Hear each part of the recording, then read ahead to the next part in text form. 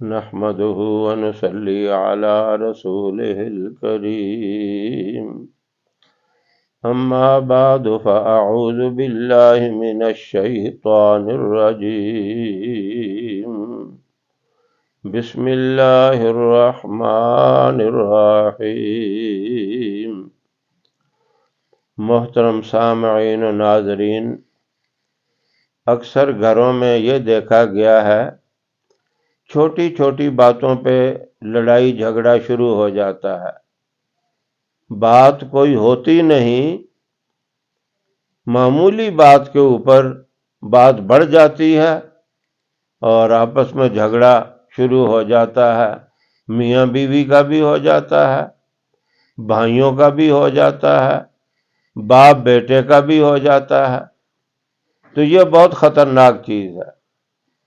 جس گھر میں لڑائی جھگڑا ہو، غلط فہمیاں ہوں، جس محلے میں ہو، جس خاندان میں ہو، جس قبیلے میں ہو، جس ملک میں ہو، وہاں تباہی ہی تباہی، بربادی ہی بربادی ہے۔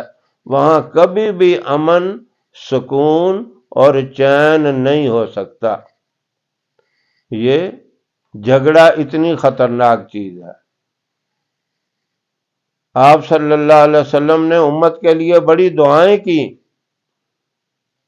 اور اللہ نے آپ کی دعاؤں کو قبول بھی فرمایا۔ دعا کی کہ یا اللہ میری امت کے اوپر دوسری امتوں کی طرح عذاب نہیں بھیجنا، ان کی شکلوں کو مسخ نہیں کرنا، ان کے اوپر آسمانوں سے پتھر نہیں برسانا۔ ساری دعائیں قبول ہوئیں، اور یہ بھی کہا کہ یا اللہ ان کو آپس میں اتفاق اور پیار محبت دینا، لڑائی جھگڑے اور فتنے نہ کریں، فتنوں سے بھی بچانا۔ یہ دعا قبول نہیں ہوئی۔ آپ دیکھ رہے ہیں کتنے فتنے، کتنے لڑائیاں جھگڑے ملکوں میں، گھروں میں، محلوں میں، شہروں میں، بستیوں میں۔ لڑائی جھگڑوں کی خبریں سنتے رہتے ہیں، آپ دیکھتے رہتے ہیں، اور گھروں میں بھی اکثر یہ ہوتا ہے۔ اور یہ بہت زیادہ نقصان دہ چیز ہے۔ خیر و برکت تو رہتی ہی نہیں اس گھر میں جہاں لڑائی جھگڑا ہو، خیر و برکت کا تو نام و نشان نہیں رہتا، اور بندہ بے چین رہتا ہے، ہر وقت پریشان رہتا ہے، دن رات کی نیندیں اس کی اڑ جاتی ہیں، دن رات کا سکون اس کا ختم ہو جاتا ہے، اور اس کو سمجھ ہی نہیں آتی اب میں کروں تو کیا کروں۔ کام جو سیدھا کرتا ہے وہی الٹا ہوتا ہے، کیونکہ بے چینی ہے، جھگڑے ہیں، وسوسے ہیں، غلط فہمیاں ہیں۔ اب ان چیزوں کو دور کرنے کے لیے سب سے پہلی بات تو توبہ ہے، گناہوں سے توبہ۔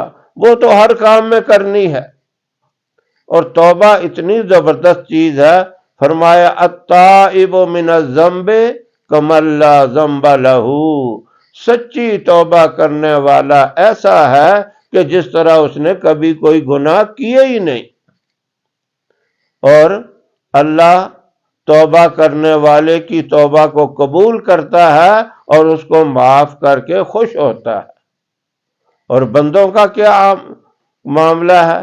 بندے کسی کو تو معاف کرتے ہی نہیں ہے، اگر کوئی معاف کر بھی دے پھر بھی اسے ذلیل کرتا رہتا ہے۔ تو نے فلاں وقت یہ کام کیا تھا، یہ غلطی کی تھی، میں نے تجھے معاف کیا تھا، یعنی وہ غلطی یاد دلا کے اس کو ذلیل کرتا رہتا ہے۔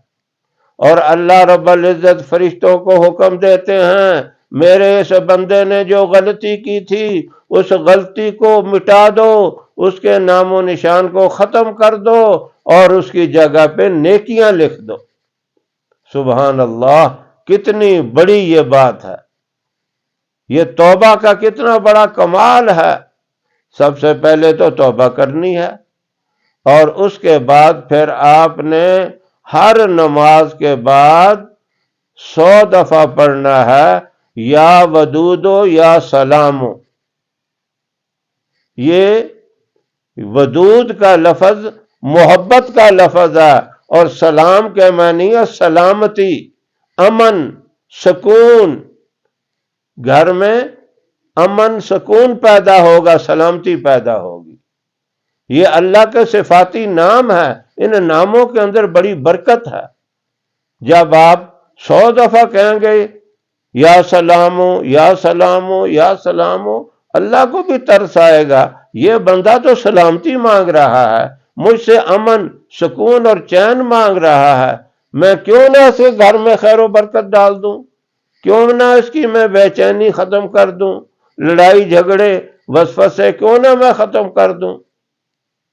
اور اسی طرح یا ودودوں کا لفظ بھی کہتا ہے تو اللہ دلوں میں محبتیں ڈال دیتا ہے، نفرتوں کو اللہ دور کر دیتا ہے۔